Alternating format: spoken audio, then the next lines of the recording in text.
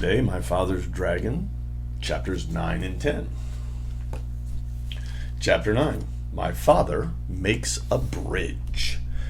My father walked back and forth along the bank, trying to think of some way to cross the river.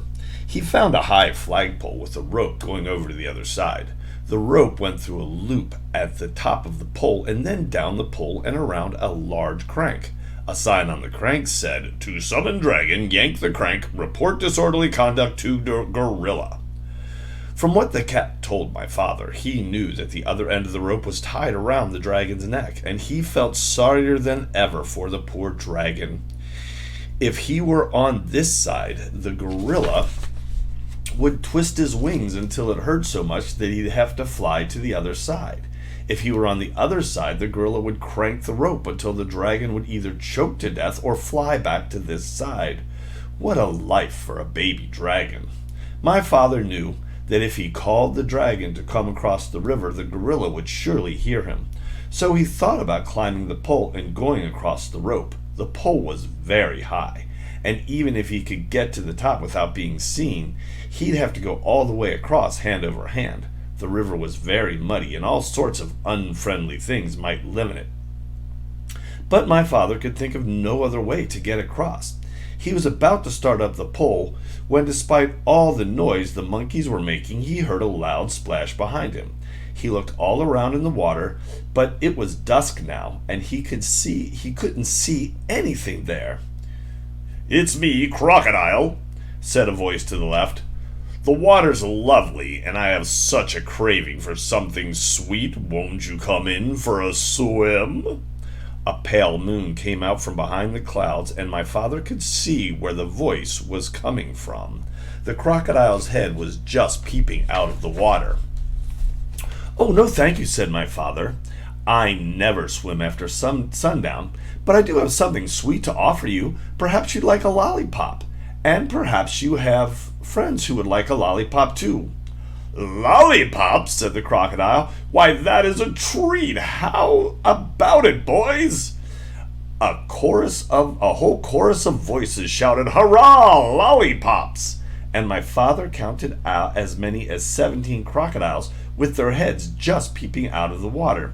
"That's fine," said my father, and he got out the dozen pink lollipops and the rubber bands. "I'll stick one here on the bank. Lollipops last longer if you keep them out of the water, you know.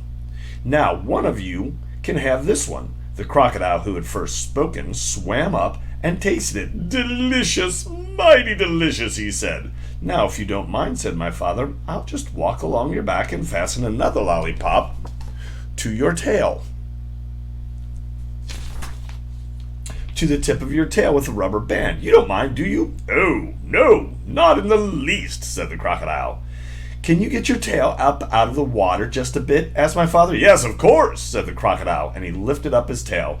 Then my father ran along his back and fastened another lollipop with a rubber band. "Who's next?" said my father, and a second crocodile swam up and began sucking on that lollipop. "Now, you gentlemen can save a lot of time if you just line up across the river," said my father, "and I'll be along and give you each a lollipop." So the crocodiles lined up right across the river with their tails in the air, waiting for my father to fasten on the rest of the lollipops. The tail of the 17th crocodile just reached the other bank. Chapter 10. My Father Finds the Dragon. When my father was crossing the back of the 15th crocodile with 2 more lollipops to go, the noise of the monkeys suddenly stopped, and he could hear a much bigger noise getting louder every second. Then he could hear 7 furious tigers and 1 raging rhinoceros and 2 seething lions and 1 ranting gorilla, along with countless screeching monkeys led by 2 extremely irate wild boars, all yelling, "It's a trick! It's a trick! There's an invasion, and it must be after our dragon! Kill it! Kill it!" The whole crowd stampeded down the bank. As my father was fixing the 17th lollipop for the last crocodile, he heard a wild boar scream, "Look! It came this way! It's over there now! The crocodile made a bridge for it!" And just as my father leapt onto the other bank, one of the wild boars jumped onto the back of the first crocodile. My father didn't have, have a moment to spare. By now, the dragon realized that my father was coming to rescue him. He ran out of the bushes and jumped up and down, yelling, "Here I am! I'm right here! Can you see me? Hurry! The boar is coming over on the crocodiles too! They're all coming over! Oh, please, hurry, hurry!" The noise was simply terrific. My father ran up to the dragon and took out his very sharp jackknife. "Steady, oh boy, steady! We'll make it! Just stand still," he told the dragon, as he began to saw through the big rope. By this time, both boars, all 7 tigers, and 2 lions, the rhinoceros, and the gorilla, along with countless screeching monkeys, were on their way across the crocodiles, and there was still a lot of rope to cut through.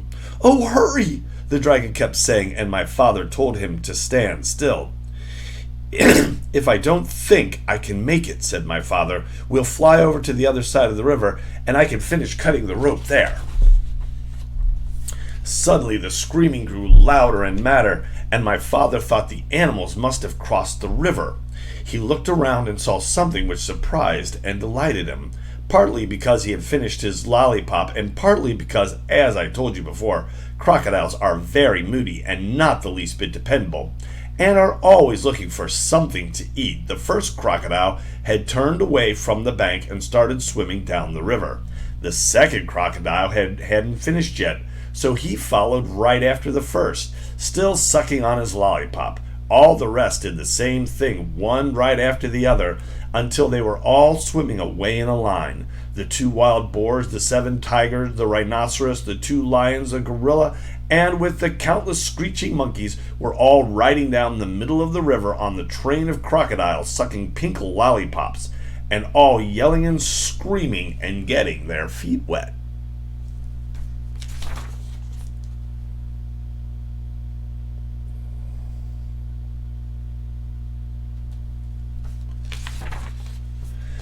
My father and the dragon laughed themselves weak because it was such a silly sight. As soon as they had recovered, my father finished cutting the rope, and the dragon raced around in circles and tried to turn a somersault. He was the most excited baby dragon that ever lived. My father was in a hurry to fly away, and when the dragon finally calmed down a bit, my father climbed onto his back. "All aboard," said the dragon. "Where shall we go?" "We'll spend the night on the beach, and tomorrow we'll start on the long journey home. So it's off to the shores of Tangerina," shouted my father, as the dragon soared above the dark jungle and the muddy river, and all the animals bellowing at them, and all the crocodiles licking pink lollipops and grinning wide grins. After all, what did the crocodiles care about the way away to cross the river? And what a fine feast they were carrying on their backs. As my father and the dragon passed over the ocean rocks, they heard a tiny excited voice scream, "Bumcack! Bumcack! We dreed our dragon! Need our dragon!" But my father and the dragon knew that nothing in the world would ever make them go back to Wild Island. That's the end of Book 1, My Father's Dragon. Tomorrow, we'll start Book 2, Elmer and the Dragon. All right. Hope you enjoyed it.